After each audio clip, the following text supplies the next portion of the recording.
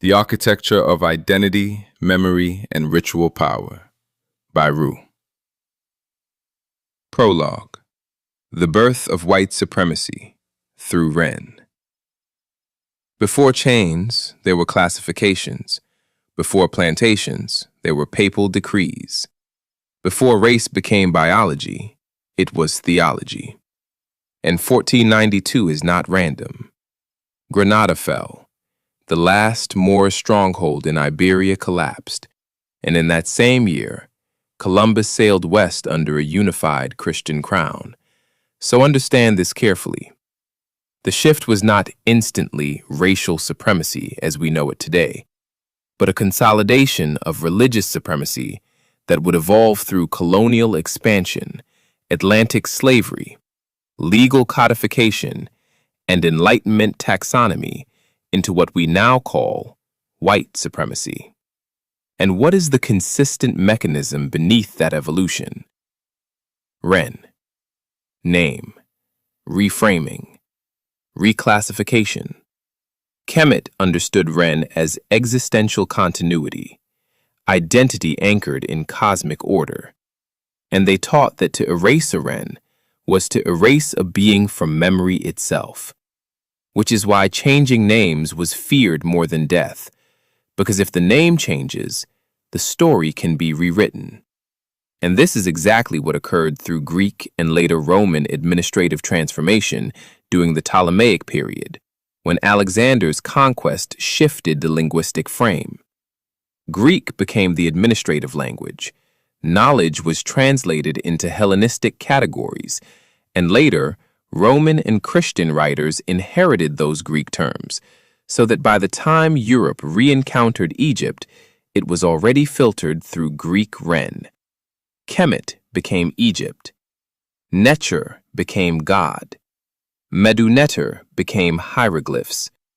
Per-Ah became Pharaoh, and was reinterpreted as a personal ruler instead of a royal institution like the White House.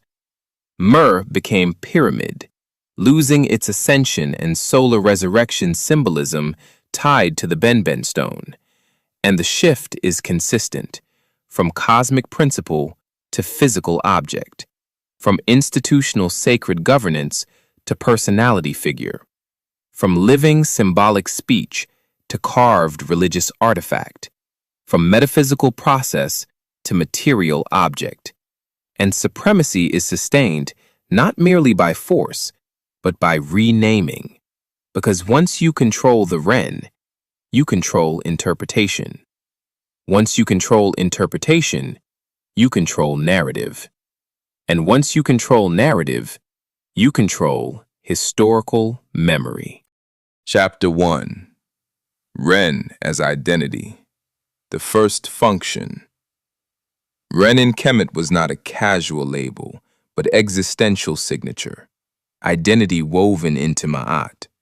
And they taught the importance of never altering the REN, because alteration opens the door to erasure and redefinition.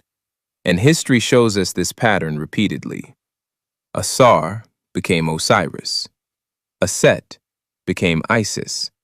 Heru became Horus. Set became Typhon. Nebet-Het became Nephthys.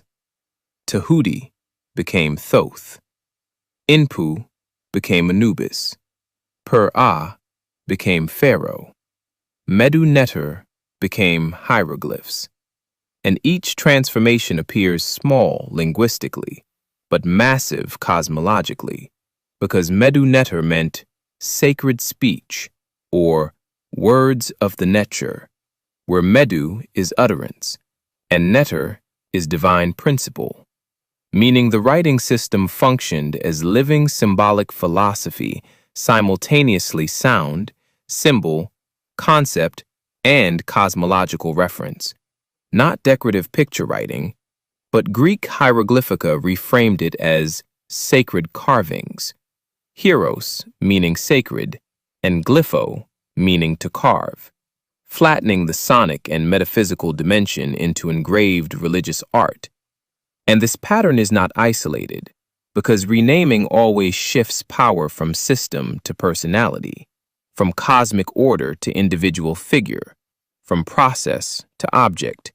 And this is why identity control matters so deeply, because if the land can be renamed, the story can be redirected. If the cosmology can be renamed, the metaphysics can be simplified.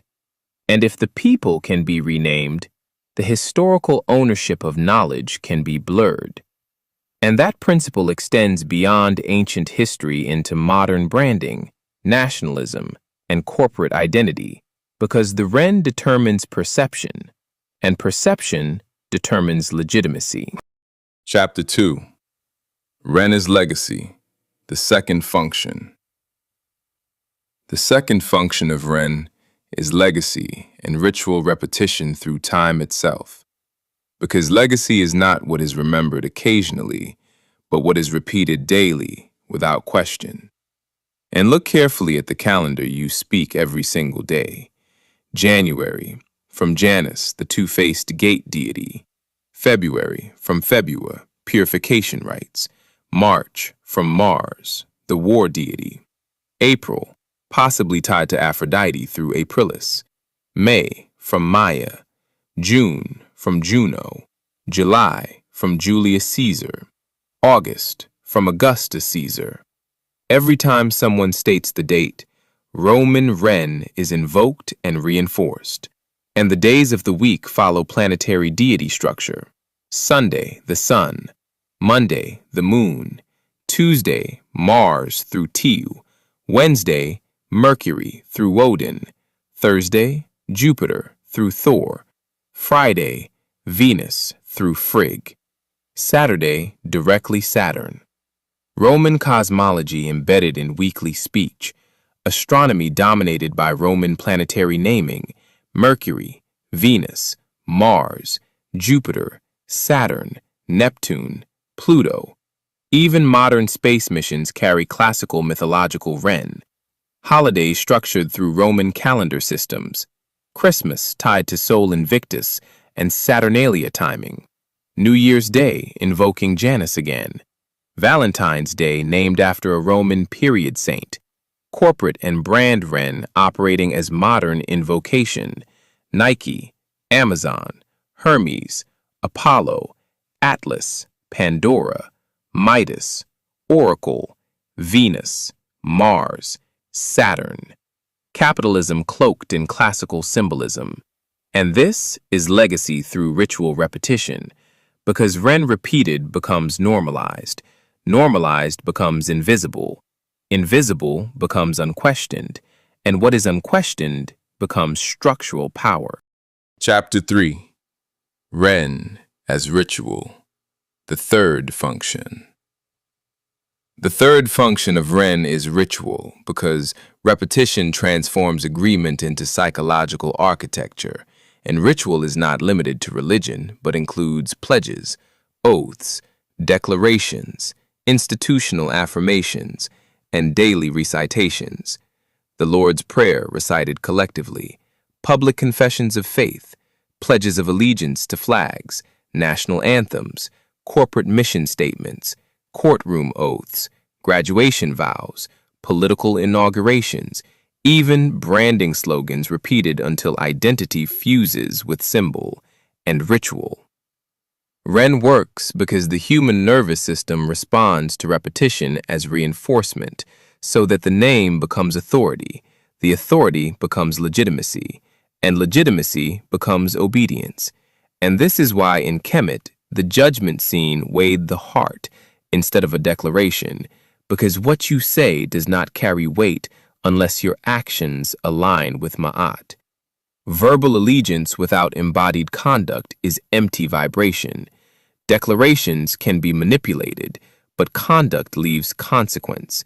And across history, empires declared salvation while extracting labor, declared civilization while consolidating land, declared liberty while restricting citizenship, declared progress while displacing nations. And the pattern is not mystical, it is structural, because REN frames morality. Morality justifies action, and action builds systems. So if you truly understand REN, You understand that identity can be engineered, legacy can be embedded through timekeeping, and ritual can normalize hierarchy. And once you see that mechanism, you cannot unsee it, because the power was never in the word itself, but in the repetition of the word, and the repetition is what builds reality. Epilogue. Nothing structural is random. People say history is chaotic, random, disconnected. But if you study law carefully, patterns appear. During slavery in the United States, enslaved Africans, indigenous, and aboriginals were legally classified as property. Property does not receive legal protection. The law did not need mass incarceration systems for black populations during slavery because the plantation itself functioned as carceral control. After emancipation, new systems emerged: black codes, vagrancy laws, convict leasing. Legal reclassification replaced plantation ownership. Later, Jim Crow stabilized segregation through statute. After formal civil rights victories, mass incarceration expanded through drug policy and sentencing disparity. This is documented history, not emotion, structure. Felony disenfranchisement laws still affect voting rights in many states. Convict leasing historically recreated forced labor conditions after emancipation. Policing evolved alongside labor control. When incentives allow violence without accountability, violence escalates. That is not racial rhetoric. That is criminology. If enforcement is absent, harm increases. Systems operate through incentives. In slavery, the incentive structure protected enslavers.